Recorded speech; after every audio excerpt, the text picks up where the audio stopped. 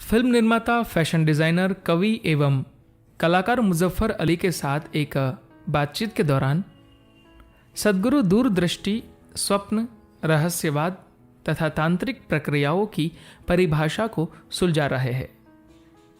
वे समझा रहे हैं कि सपना हमारे मन का ही एक आयाम है, पर केवल शरीर और मन से परे जाकर ही रहस्यवाद के आयाम को स्पर्श किया जा सकता है। सद्गुरु कहते हैं, जब आप कहते हैं कि किसी के पास दूरदृष्टि है, तो आजकल लोगों ने दूरदृष्टि शब्द को बोलचाल की भाषा में एक बड़ा सपना देखने जैसा बना दिया है। पर नहीं, दूरदृष्टि स्वप्न नहीं है। दूरदृष्टि का अर्थ है आपकी देखने की योग्यता। कोई जब कुछ ऐसा देख सकता है जो अन्य लोग नहीं देख पाते, तो हम कहते हैं, ओह, वह तो एक दूरदृष्टा है। वह कुछ ऐसा देख पाता है जो और किसी को दिखाई ही नहीं पड़ता।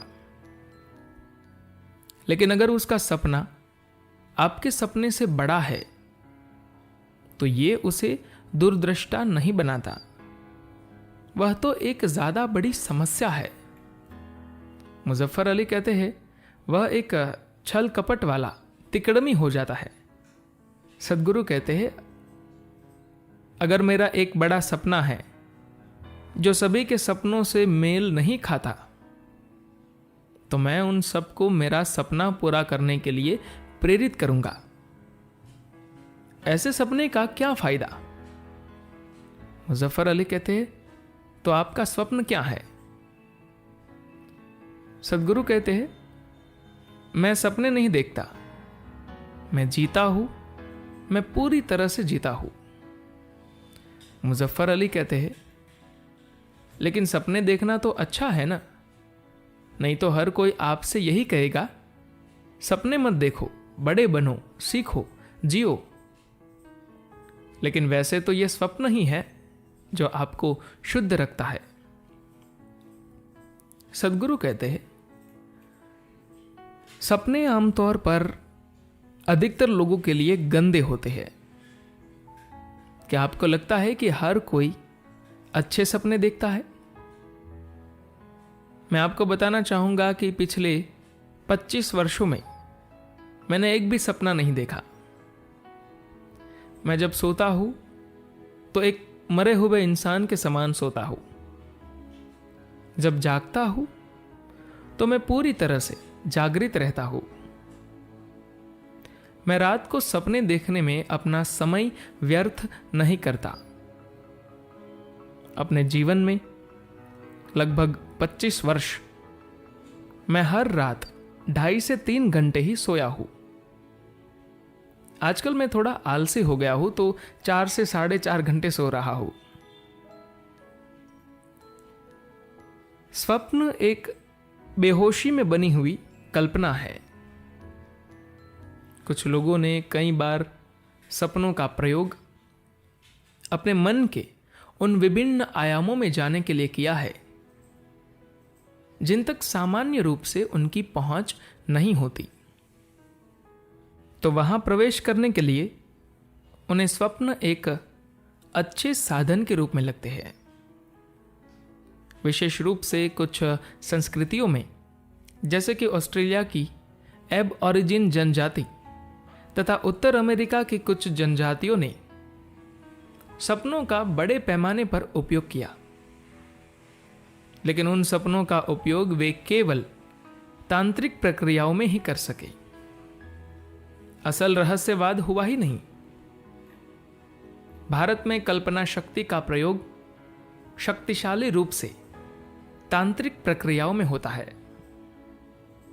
बहुत से लोग तांत्रिक प्रक्रियाओं का प्रयोग दूसरों को नुकसान पहुंचाने के लिए कर रहे हैं, लेकिन इनका प्रयोग कुछ अद्भुत कामों के लिए भी हो सकता है।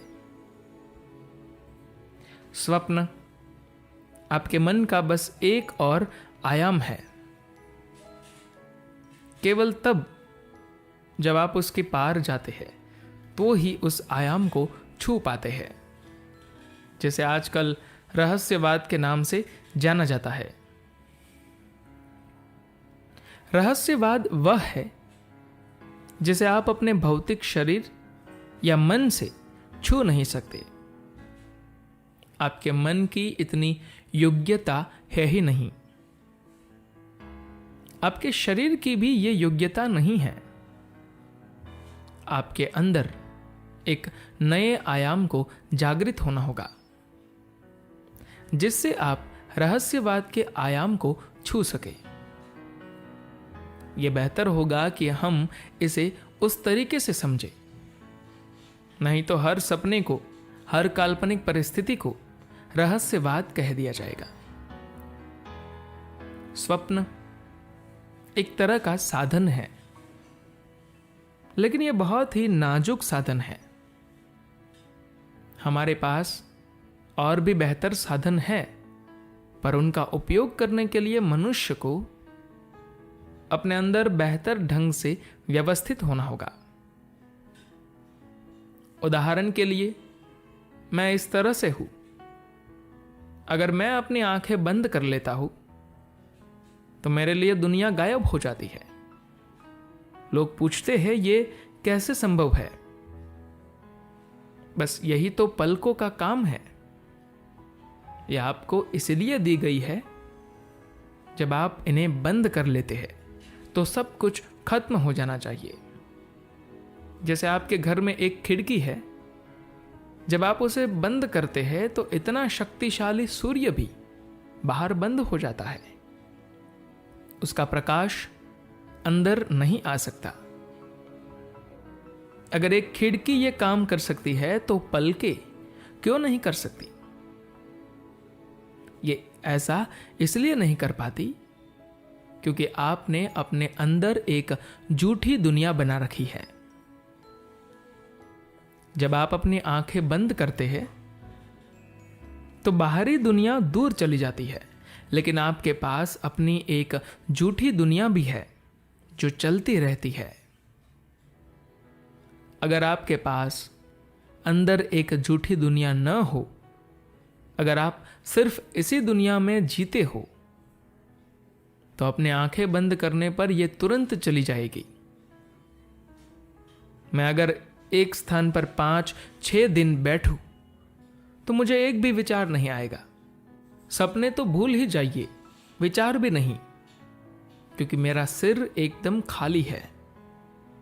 इसलिए यह एकदम हल्का है, बहुत ही हल्का।